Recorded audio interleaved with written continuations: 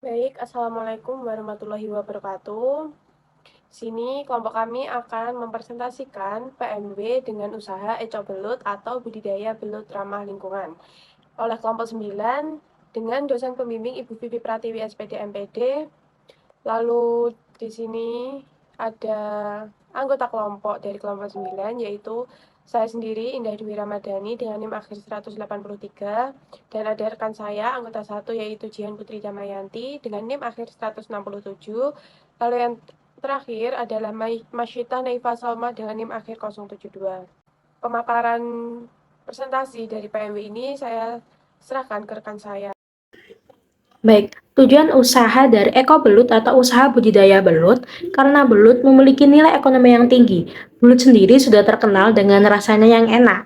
Dengan budidaya belut yang murah dan harga jualnya tinggi, budidaya belut dapat dijadikan usaha yang menguntungkan. Selain itu, akan menjadi sumber pendapatan bagi para petani dan juga membuka peluang pekerjaan baru yang dimana dimulai dari tahap pembuatan kolam, pemeliharaan, hingga pemasaran, semuanya memerlukan tenaga kerja sehingga dapat mengurangi angka pengangguran.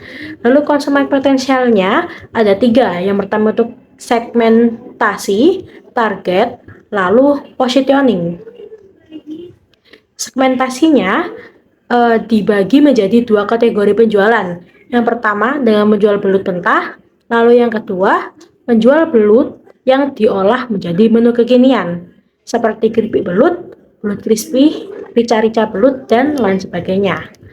Lalu selanjutnya target. Target pembelinya sendiri, yang pertama itu ke pasar tradisional, di mana pedagang akan membeli belut mentah, lalu diolah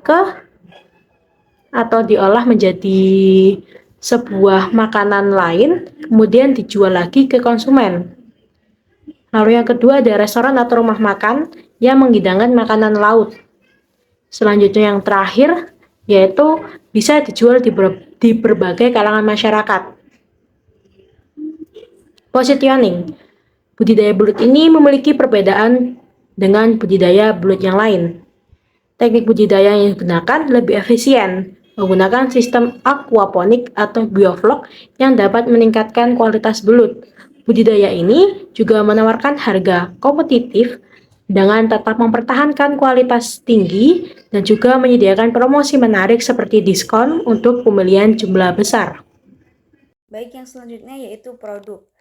Belut merupakan hewan yang mungkin banyak diminati karena memiliki nilai gizi tinggi dan tentunya yang lezat ketika sudah diolah. Budidaya belut sendiri adalah kegiatan usaha yang dilakukan untuk memperbanyak populasi belut dengan tujuan memanen dan menjualnya untuk mendapat keuntungan. Selanjutnya yaitu teknik budidaya. Teknik budidaya modern yang menggunakan teknik sistem bioflok dan menggunakan mikroorganisme untuk mengolah limbah belut menjadi pakan tambahan sehingga mengurangi biaya pakan dan dapat meningkatkan kualitas air.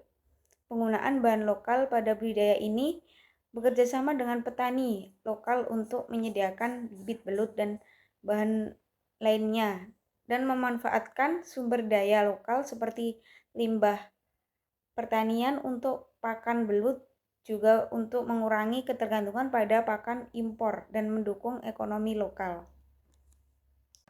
Lalu untuk selanjutnya yaitu langkah-langkah dalam budidaya belut tersebut. Untuk langkah yang pertama yaitu pembuatan kolam. Dalam pembuatan kolam ini, bahan dan alat yang diperlukan yaitu terpal sendiri dengan ukuran yang sudah tertera di proposal, lalu kemudian air, kemudian jerami, kemudian tumbuh-tumbuhan, lalu bambu untuk pembuatan kolam tersebut. Rencana terdapat berbagai kolam sekitar 2 atau 3 kolam, yang mana dalam bibit belut tadi akan dipilih dan dipilah sesuai dengan ukuran dari bibit belut tersebut. Lalu setelah pembuatan kolam yaitu mempersiapkan air. Nah, air yang digunakan ini yaitu air bersih dan jernih. Lalu kemudian sebelum bibit dimasukkan ke dalam kolam, air tersebut didiamkan selama 2 atau 3 hari untuk menetralkan kandungan dari kaplorid dalam air tersebut. Lalu setelah didiamkan selama 2 atau 3 hari, kemudian baru dikasih jerami atau tumbuh-tumbuhan lain untuk membantu perkembangan belut tersebut. Lalu kemudian memilih bibit. Nah, bibit juga termasuk faktor utama yang harus diperhatikan dalam budidaya belut tersebut. Dengan memilih bibit yang bagus, tentu akan menghasilkan hasil yang maksimal dan berkualitas. Memilih bibit yang panjangnya antara 5-7 cm dan memilih ukuran yang seragam untuk menghindari sifat kanibalisme, yang mana nanti belut tersebut akan dipilah dan dipilih, lalu akan dibagi menjadi 3 kategori sesuai kolam yang telah dibuat. Lalu bibit yang dipilih antara lain tidak ada luka ataupun cacat, dan bergerak lincah serta tidak lemas saat dipegang. Lalu yang keempat yaitu dalam pemberian pakan. Pakan utama dalam belut ini diberikan 2 kali dalam sehari. Untuk makanan alternatif bisa diberikan pelepah pisang beserta daunnya, ampas tahu, sosis reject, dan lain-lain. Lalu kemudian terdapat makanan utama belut sendiri terdiri dari cacing, kecebong, keong, ulat, dan bisa diberikan makanan kemasan seperti pur yang telah ada di proposal PMW. Untuk selanjutnya yaitu tahap memanen. Nah, dalam tahap ini dilakukan saat 4 bulan sekali dengan panjang belut mencapai 40 atau 30 cm dan berwarna coklat gelap. Cara memanennya sendiri yaitu perlu mengurangi debit air pada kolam, kemudian setelah air surut, belutnya nanti bisa diambil dengan serok ataupun jaring yang telah disediakan. Itu tadi adalah 5 langkah dalam budidaya belut. Untuk selanjutnya, saya serahkan pada rekan saya untuk pemasaran. Yang terakhir yaitu pemasaran.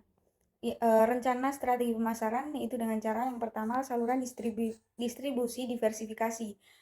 Saluran penjualan lewat pasar tradisional, restoran, hotel, penjualan lewat online, dan lain-lain. Yang kedua yaitu distribusi langsung dengan mengadakan layanan pengiriman langsung kepada konsumen melalui pemesanan online, melalui media sosial seperti Instagram, Facebook, Twitter, TikTok, dan lain sebagainya. Yang ketiga yaitu ikut terjun langsung dalam suatu event untuk memamerkan produk belut dan interaksi dengan konsumen. Yang keempat yaitu menawarkan promosi dan diskon untuk pembelian banyak dan pelanggan bulanan atau pelanggan tetap. Baik, itu tadi adalah pemaparan dari proposal yang telah kami buat untuk budidaya belut. Sekian. Terima kasih atas kesempatannya. Wassalamualaikum warahmatullahi wabarakatuh.